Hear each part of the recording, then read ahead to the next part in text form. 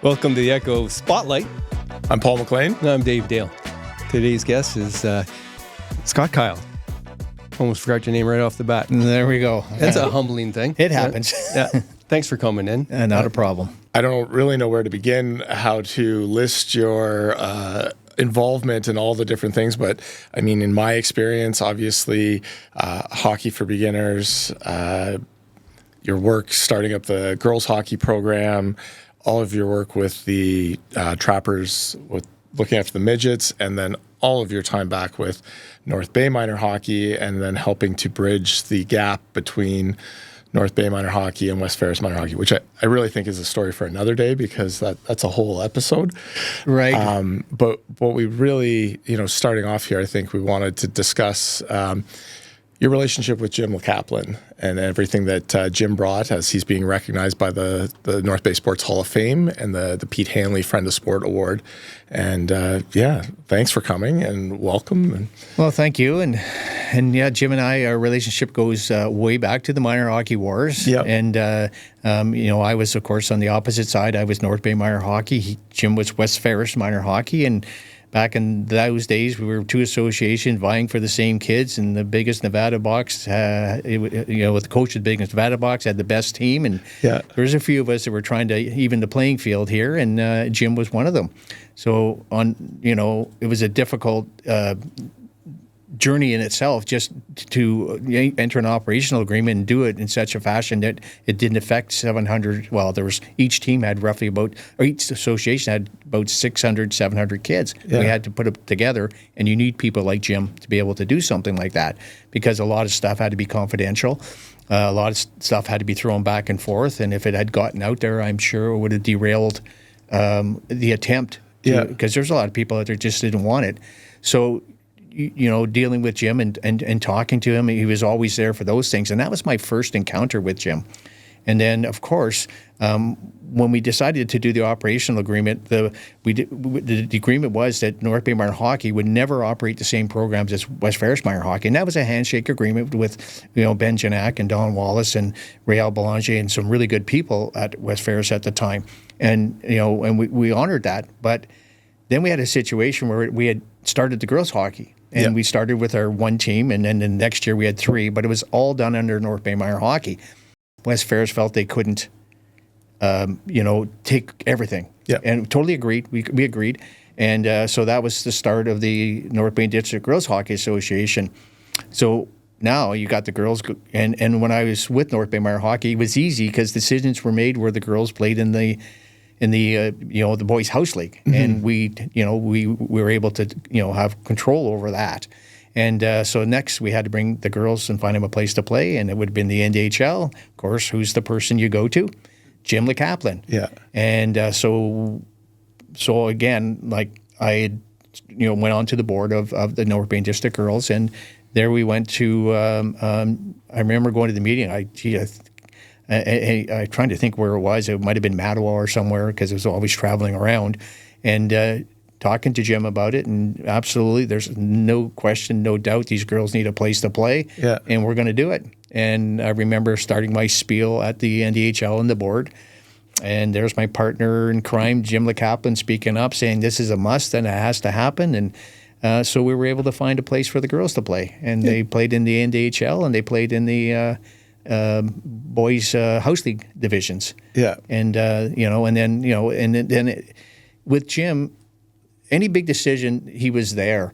He might not have been the person that, sometimes I get an email or something, but then I could always count on the old Ford truck pulling up. Because I when you start thinking about things, Jim didn't use a phone. Like, he came to see you. Yeah. And it got to the point even at work that he'd walk in and the clerk at the desk would see him and just know that he's going to my office. Yeah. And Jim would get a glass of water along the way. Yeah. And we would deal with whatever we had to deal with. And it was everything from when we with the girls hockey, or the amalgamation of the girls hockey, the AAA, the Trapper Association and stuff like that. When when I took over as the commissioner of the Trappers, we had we had the NDHL had a team. It was all over the map. West Ferris had their team, and we went into a meeting, and they were trying to figure out how they were going to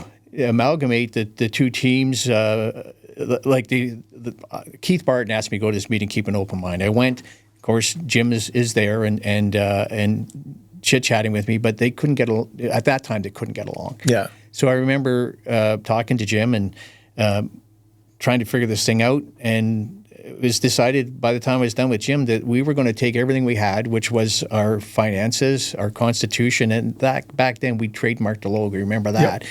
And we just put it all on the table and said, listen, let's make an association here.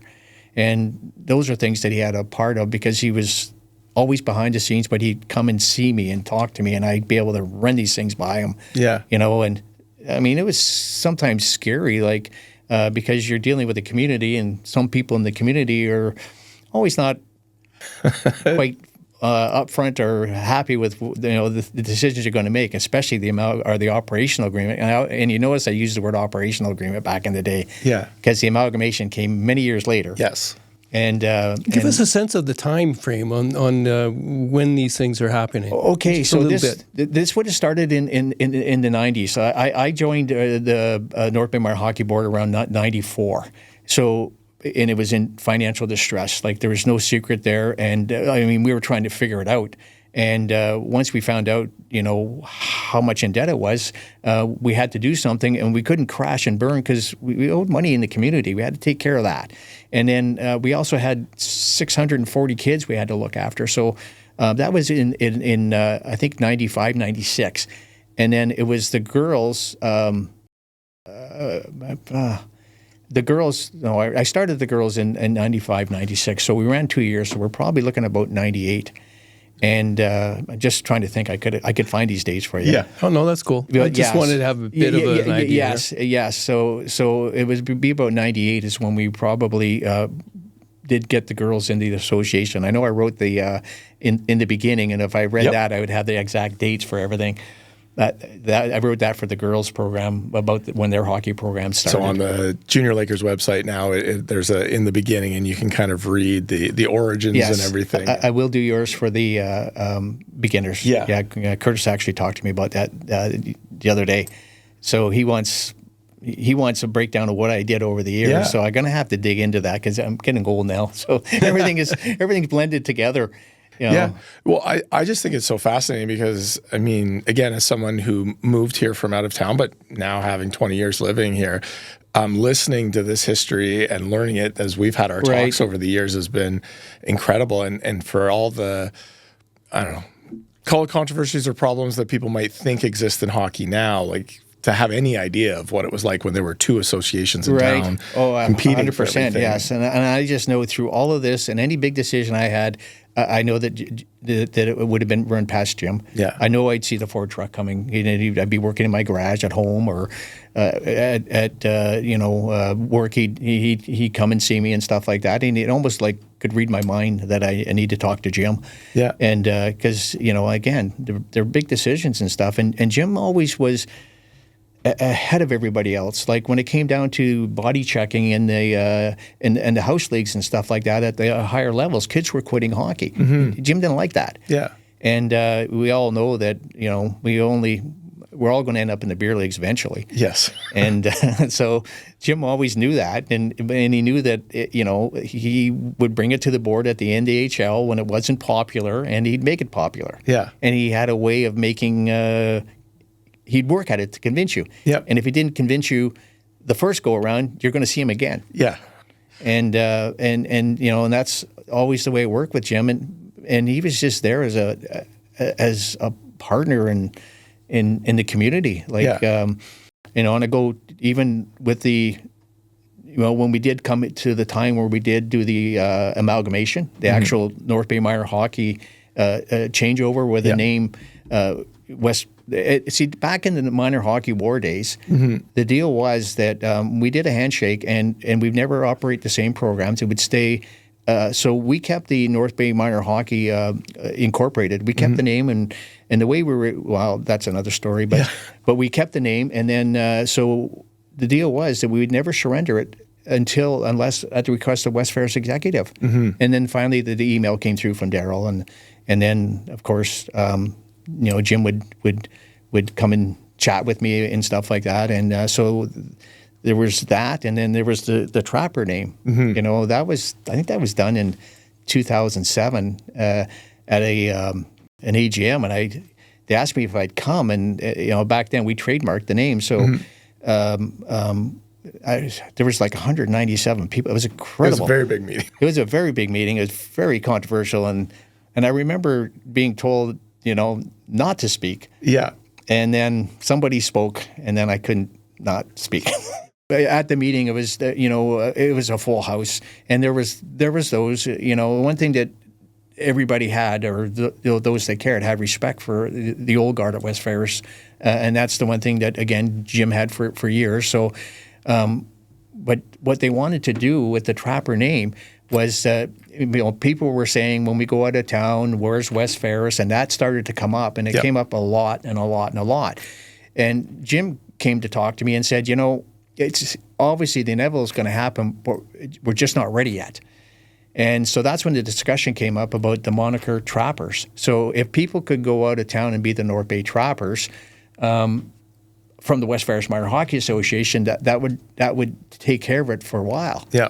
Resolve it so we agreed. That was when the AAA Association, the AAA teams were trying to get back into and go down to Pee Wee, right? Yeah. So we that's when we formed the AAA Association at the same time. Yeah. I think at that time. I was on an East Nipissing Minor Hockey Association. There's Mark Rich involved and a few others. Yeah, but I think at that time, when the West Ferris took the Trapper moniker, I think Guy Blanchard with the juniors became he took the name Trappers too, and that's an interesting story too. But he took the name Trappers, and I think we were still an independent team at the time. We hadn't formed the association yet. That came later, and so the Trapper moniker came, and there was those that didn't want it. It was unbelievable.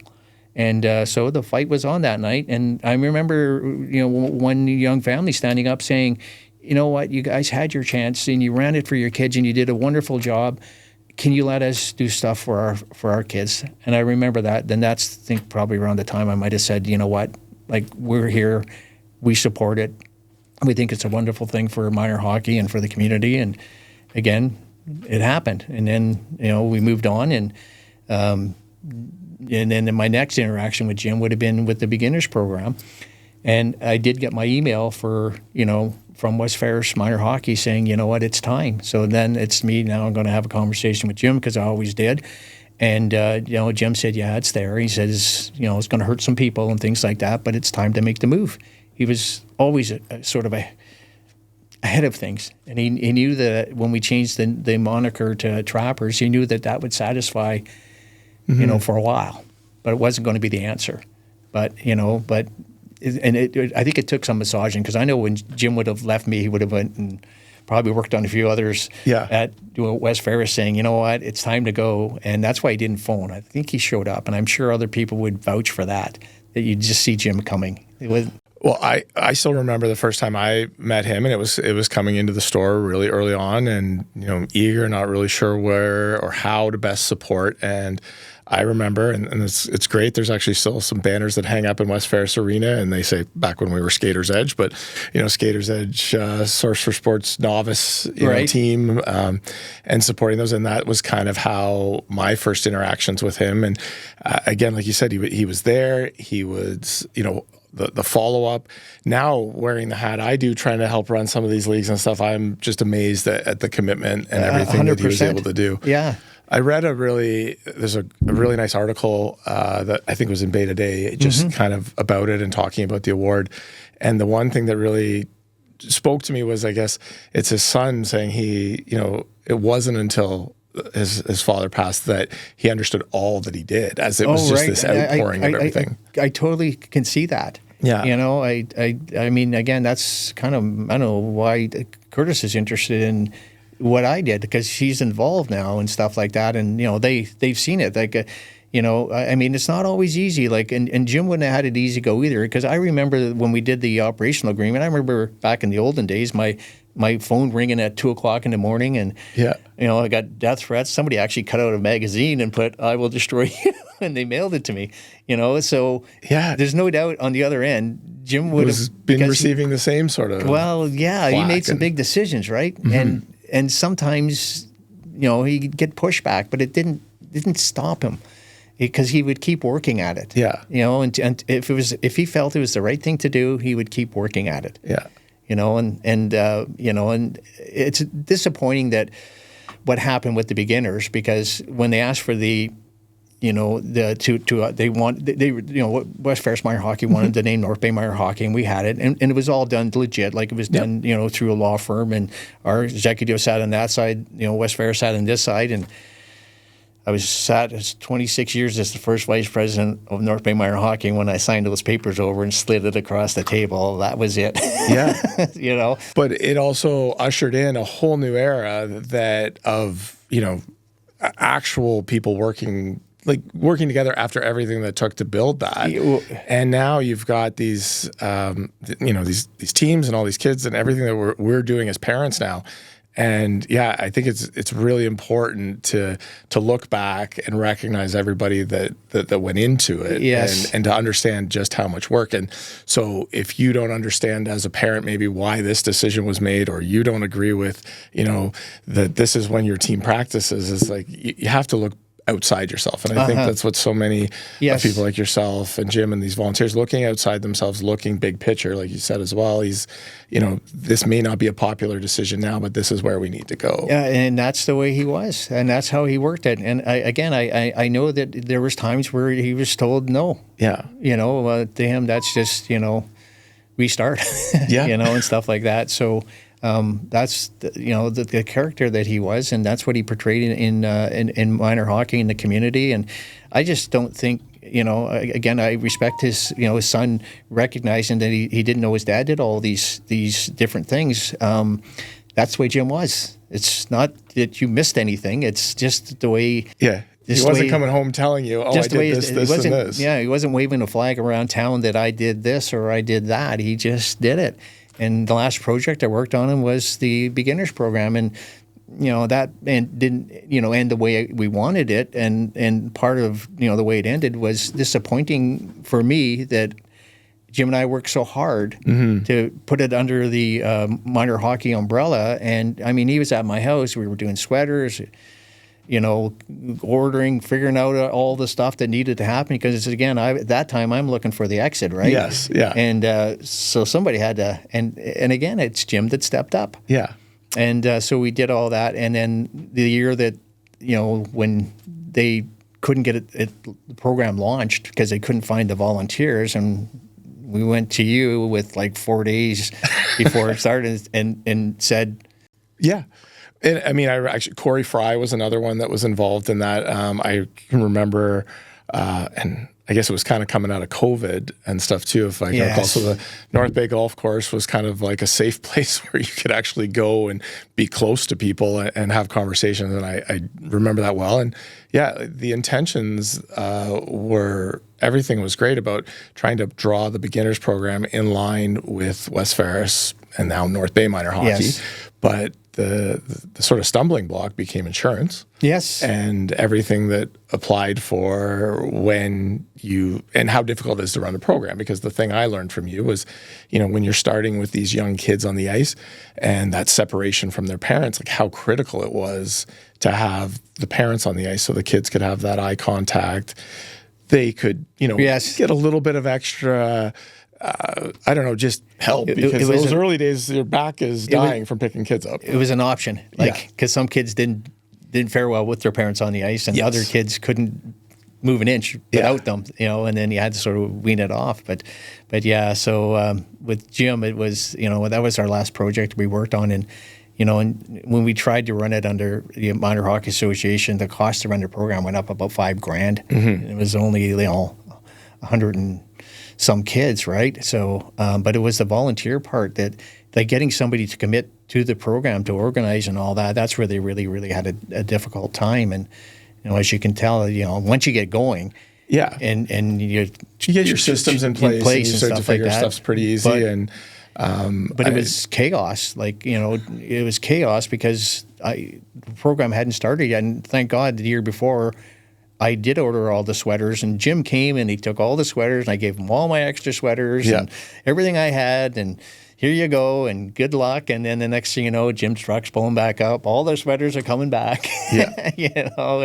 And really for people that maybe wouldn't necessarily understand, because it was the cost to register properly because the program had been run independent of Hockey Canada or any sort of governing body. So it eliminated some of the insurance. It also eliminated, as Hockey Canada was putting some very valuable and important programs to make sure that we're screening volunteers and training properly, ensuring that the parents are, following a code of conduct.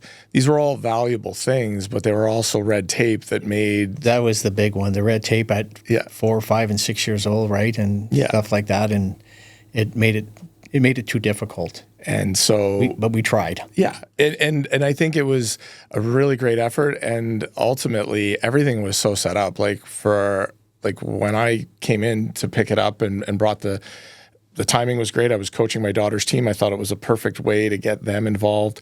We were able... Adam Dennis, thankfully, was fantastic with getting battalion players out. Mike McParland had been there for years prior. Yes. So he's, almost since the inception, I think, of the Lakers men's program, having them out.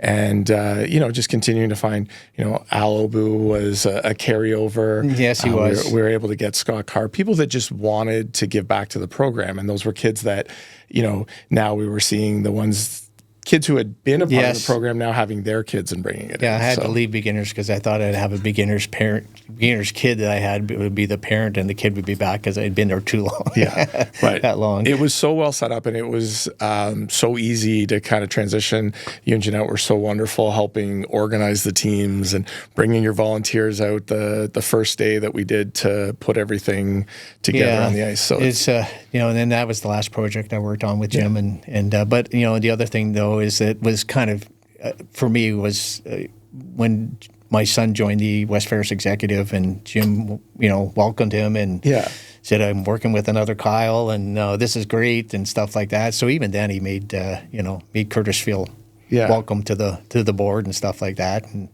and worked with him on a lot of different projects too. So on May 3rd at the North Bay Sports Hall of Fame induction and awards dinner, he's going to be honored with the Pete Handley Friend of Sport Award. How would you summarize the man and his personality and his strengths and his dedication of what he contributed to North Bay? Well, the first thing that comes to mind is honorable. That's the one thing, and just a straight shooter. He knew sometimes things were going to be difficult, and but if it was what he deemed for the best interest of minor hockey, and I'm going to say that he had a high threshold of being right. He seemed to know it, and he seemed to know. He felt the temperature in the room when it came down to the moniker of Trappers versus the name change. Mm-hmm. This will work for now, and these are conversations that again that we would have. When he would stop by, or it was never over the phone. I have to, after thinking about things, that was the one thing that never really ever happened. He came personally to see you. He wasn't an email warrior. Yeah. Well, phone back in the olden days, when we started this, no, I would expect to see Jim. I would on anything that seemed to be where my involvement was, or or some direction that needed to go. So we go back to the NDHL. For years, we were on the board together and stuff like that, and you could count on him, and you could go to him before the board meeting and say, "This is the situation, and this is why," and he would be able to, be able to look at it in all different directions and give us opinion. And trust me, it's not every time that we spoke that we were on the same page. Yeah. Sometimes we weren't, and it took work, and we would figure stuff out. Mm-hmm. And that's just my involvement. And I mean, Jim was involved with so many people, so many years, so many projects that I couldn't even tell you. I just know what we did together, and I'm grateful that I had that opportunity to have a person like that. And again, we were in the hockey wars, and we were on opposite teams, Right. but we knew enough that what was in the best interest of the community, and that took work. It took a lot of convincing, and I'm sure it took a lot of, again, I know what I took and the abuse that you kind of get when you decide to take on these roles, and there's no doubt. Yeah, sorry for sending you that message. No, I'm just kidding. There's some pretty interesting stuff goes out there, and if people only knew. Yeah. It sounds like he had a lot of character traits that could be emulated by others involved with sports, no matter what, in town. That I like the idea that he was a face-to-face type of guy. 'Cause I know how things can go awry with the written word and the spoken word on the phone, where you don't know what somebody's actually, Yep. meaning when they say, right? And it can be so misinterpreted, and then you have that barrier where you want to fight, Yes. right? Yes, and I think that he just understood that. He understood that face-to-face and and communication was the key. Because I honestly cannot sit here and tell you that I ever had a lengthy phone conversation with Jim. But I can tell you that I've talked to many. him a lot. And I can tell you that on big decisions, and even though they weren't initiated by Jim, like with when we did the amalgamation and things like that, but Jim would come and chat. And he would just know that, like, hey, how is everything? What are you thinking? And that kind of thing. And here's, my perspective and stuff like that. And he seemed to have a gauge on it because I know that he probably spoke to other people. And when he was coming to me, with the information or the idea or the direction already in mind. So that was very helpful. Sounds like he operated like many politicians should. Yeah. Yeah. You know what? He knew how to do that too. He really did deal well and stuff like that. And, I mean, to the point where, sometimes it's Jim, like, we're going to deal with this. Yeah. And, but those are all good memories and stuff like that. And, it doesn't hurt to be on the opposite side once in a while because you get a different perspective than what your view is. And certain things can change. Like I had no issue when we trademarked the name and logo to having the moniker go to the West Ferris Association so they can be the North Bay Trappers and still remain, West Ferris, because there was a lot of them that, were committed to the West Ferris Minor Hockey Association. If you do the history check, you understand why. They built their brand new arena back in the day, and then the next thing you know, the city of North Bay is taking it over. You got to respect that kind of stuff. That must have hurt because they worked hard to raise their funds, their money, to build this community center, and then all of a sudden now it belongs to the city of North Bay, and and some people can't see that. Like, I know they used to joke back in the day when the amalgamation things were happening that. Like it was almost like in the post office, I was public enemy number one on the West Ferris wall down there because people didn't understand what was going on. But what was going on was there was good people in West Ferris that were working with good people on our side. And I think at the time there was only 4 of us on each side. It started with 1-on-1, and then it went to 2, and then to 4. And we worked that until we had a plan. And and the plan was just like I told you when we did they did their elections, and then we had ours 14 days. So when it was 13 days before our AGM is when we went to the Nugget and Jim and had our story in the paper, Minor Hockey Truce or something like that. Yeah. Yeah, And- Hutch was able to. He of course, was well versed on what was going on, Everything. and he had a good way of knowing the community when they were ready for to read about it. Yeah. Yes. Because it was, Yes. so a lot of reporters who were very good at that, and not just breaking the story and making a muck of it, right? So No, Jim Hutchinson did a good He job. gave that me way. my opportunity. Also gave me a good behind whipping there a few times in the paper there. But you know what? He did that too. Yeah. Yes. So, but we worked and got the story out there. Yeah. And then so now it's our AGM's coming up, and then people can't. Those of us that were nominated now are there. Right. So that was probably our biggest AGM ever. Like, we had a ton of people that were trying to stop it. Like, you know, there were some from West Ferris saying, well, why are you sending all your problems over here? Well, right. no, we're sending kids, and you accept kids from the community. You know, so, I mean, I had 2 ads. One said North Bay Minor Hockey registration here this night. West Ferris Minor Hockey registration here this night, and there would be the opposite nights. And then in bold letters, they said West Ferris Minor Hockey is open to all kids. And I remember saying, what's the difference whether you take them one at a time or 640 at a time? It's going to happen, and they're kids. And that was kind of one of the things that silenced a lot of people at the meeting. And I still have that stuff. Right on. Every once in a... What's that? Well, I was just... we got to wrap it up. Yep. And I think we covered some good ground. I wish I knew Jim better, especially knowing all of this. I did see him around in the arenas, and right. He knew enough to stay away from me. It was a little toxic at times, but it's great to hear you talk about somebody who could have been an adversary, but turned out to be a respected person that you dealt with. 100%. Like, a lot of the stuff that happened, it was behind the scenes, Jim, and if it wasn't him, it was him advising. It was him directing. It was just him listening, and I know I did that a lot with Jim. And I don't even know if people know how our relationship was, because there was a lot of big decisions being made, and we were both in positions to be a part of it. And some of it was scary because you don't know if you're making the right decision. And he was a guy that you could go to, right on. and or he'd come to you. You know, have you had any time to reflect in your, now that it's your time and looking back and seeing Curtis get involved and thinking about Jim, like, why do people do this? What is the calling? You know what? I can't answer that, because I just knew that when North Bay Minor Hockey had the debt that they were in debt, they owed money. And I knew that would be on the taxpayer of the city of North Bay.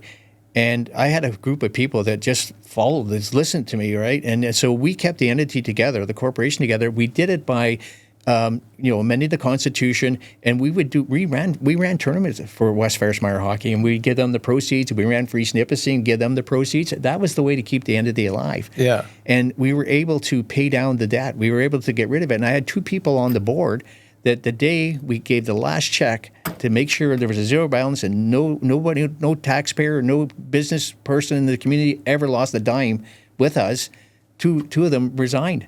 They said, we told you we'd stay until this was taken care of. Done. Yeah. And at that time, it's funny how things work. Like, at that time, it was the city was running the beginners program. So now we're either ready to shut down or do something. And there it was. Wow. We started to run the beginners program and we kept our word, and we stayed incorporated, and we did all the things we were supposed to do, and until the amalgamation 20 some years later. Thank you for coming in and for sharing the stories with Jim, and again, thank you for everything that you and Jim did.